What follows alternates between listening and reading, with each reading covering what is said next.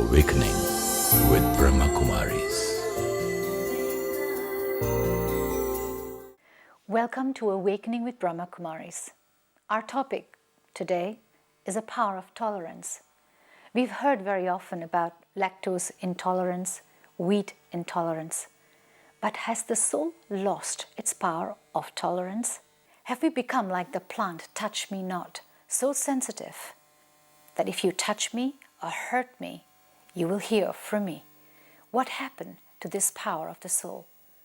We are delighted to have Sister Jayanti on this particular topic. Welcome, Sister Jayanti. Hello, Om Shanti. Sister Jayanti, what is tolerance?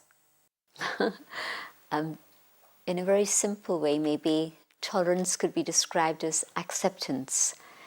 And you can see how we have become very, very intolerant.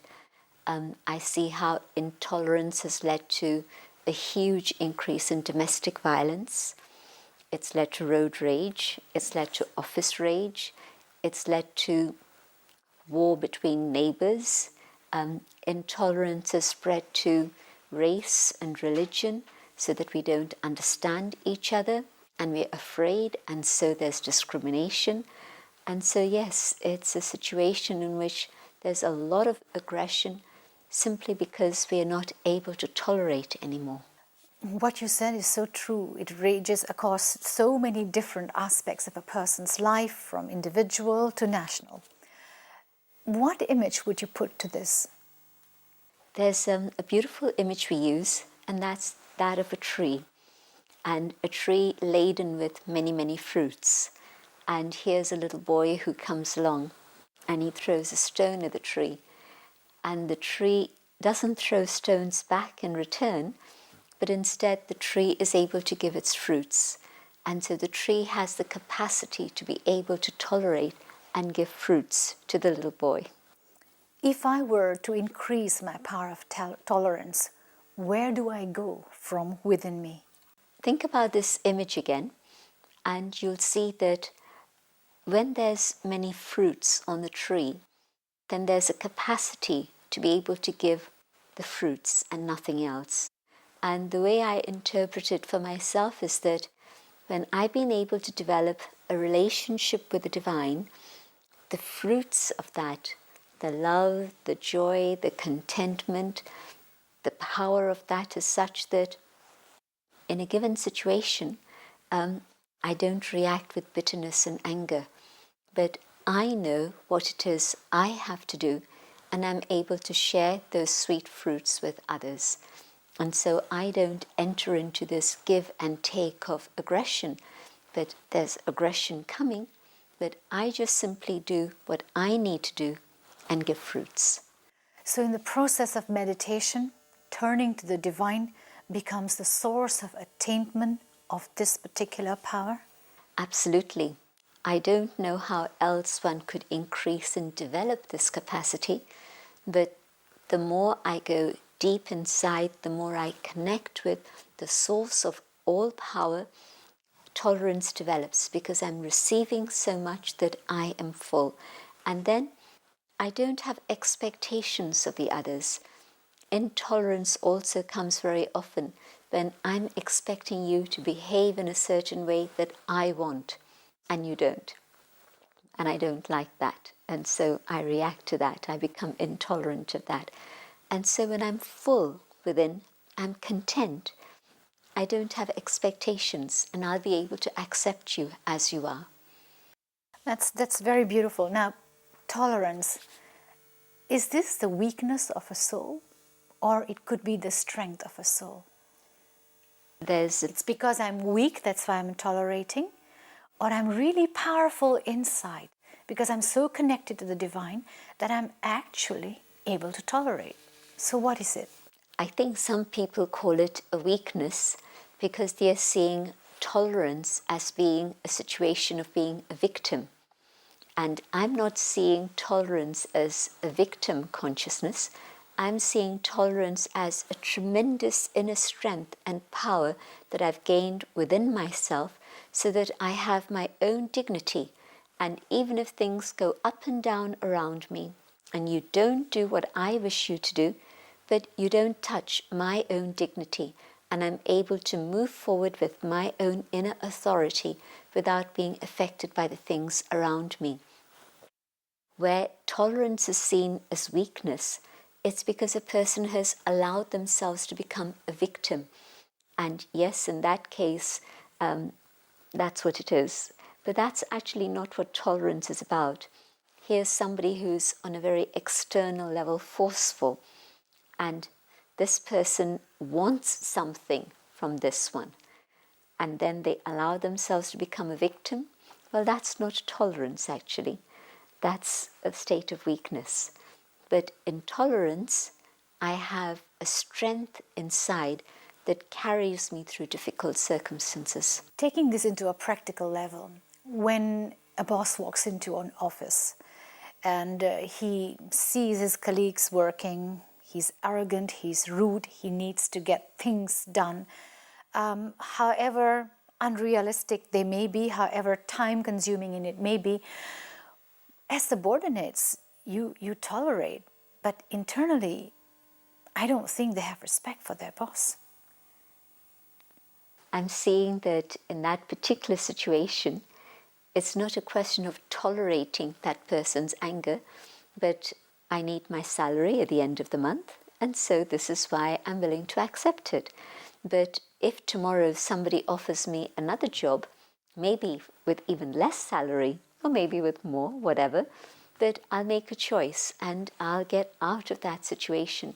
So a boss who exercises force and anger to get his own way doesn't win the trust of people, doesn't have the respect of the people who are working with him, and certainly there's no loyalty in that relationship. And yet if there's a person, and I've seen this happen in people, a person who runs 42 companies, and so you can imagine physically he's big and he's strong, and he's quite happy to share this story himself. And he says how when he used to walk into his office, people used to be scared and they obeyed him, not out of respect, but because they were scared of him. And he started meditating, and now he walks into his office and he's very calm, but everybody wants to meet him, everybody wants to greet him, everybody wants to communicate with him. And so what has happened now is that the work is happening beautifully, but he can even trust his people more to do the right things even when he is away. Otherwise, he had to be there to make sure everything happened on time and in the right way, because when his back was turned, nothing would happen right.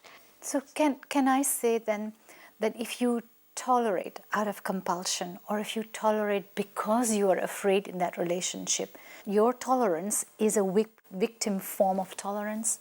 That isn't true tolerance. That's a situation in which I'm suppressing my feelings and emotions, and yes, I am a victim. Here's an angry boss, and I don't get upset with his anger, and I have my own limits about what it is I need to do. I do my work with integrity, not just simply because he's there, but I do it because I need to do it, I want to do it. And so whether he gets angry or not isn't going to disturb me. Now that is tolerance. But if I'm simply suppressing my feelings and my emotions, then the moment his back is turned, I'm going to erupt and talk badly about him.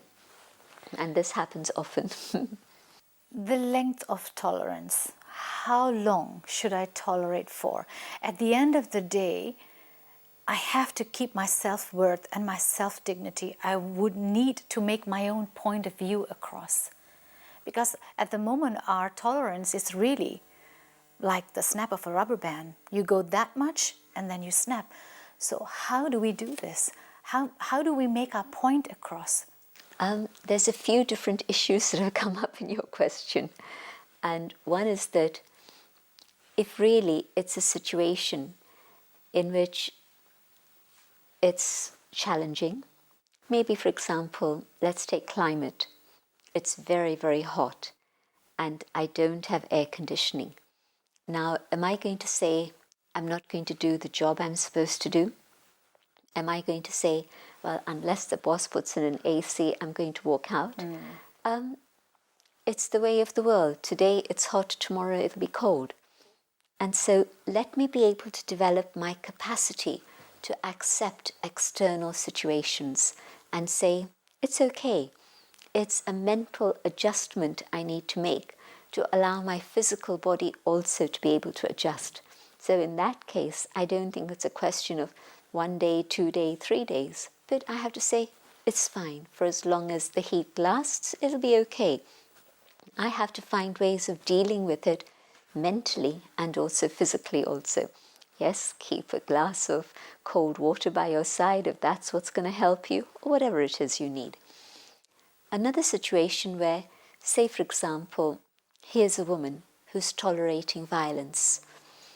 I think she has to have enough self-respect, enough inner power to be able to say, do I want to carry on with this? Or do I have an alternative? What are my alternatives? And tolerance power doesn't mean that you keep accepting violence. That's not what tolerance is about. It means I'm increasing the sin that's accumulating. I don't want to be part of that. What are my alternatives? I can say very clearly that these are the conditions under which I am willing to stay and live together. Otherwise, yes, the alternative, yes, maybe it's a question of financial dependency also, but I have to be ready to face that. Tolerance means if I'm able to accept something, it mustn't be something that's out of line with my principles. If I compromise my principle, then that's not tolerance. I'm not tolerating. No. If it's a question of choice and preference, you prefer this, I prefer this, you prefer a Chinese meal and I'd rather have Indian, it's okay, never mind. I can tolerate that, it's not a big deal. Tomorrow we'll have something else instead. But let me adjust with you and say it's okay. But when it's a question of principles, then I have to say, this is the line, and I'm not going to go out of that. I'm not going to cross that line and go beyond it. As a student of meditation, now that we've understood how to go within, how to use the power to back up, how can I increase this power of tolerance? I have to connect with the one above so that then I'm able to increase my inner power and my inner capacity. So the things that I couldn't tolerate before, I'm able to manage and survive with that. Say, for example, there's a neighbor who's not such a friendly person. And before I used to get very irritated about this person. We're living next door to each other and he won't even speak. And so that irritation comes about as intolerance. But now I say, okay, he likes his own solitude. It's not a problem. Let me be able to accept that. And so the power of acceptance grows because I have no expectation anymore of anything from outside. I'm filled to the point where I don't need anything from that person. I see a connection between the power of tolerance and acceptance. Could I then just say that I'm just accommodating your differences? Yes, we have an interesting image for the power of accommodation, and it shows how many streams come from many different directions and they all merge into the ocean, and the ocean's able to accommodate all of them. And so my inner capacity also develops to the point where many different varieties of people, of backgrounds, of personalities, and I'm able to accept them all because fundamentally I learned to have respect for each one of them. And so, in a sense, beyond tolerance is the ability to be able to accommodate. So the sign that says accommodation to let, which means I make my heart big enough to accommodate your misgivings, to accommodate differences in people, to accommodate their defects, and hopefully people would be able to accommodate me.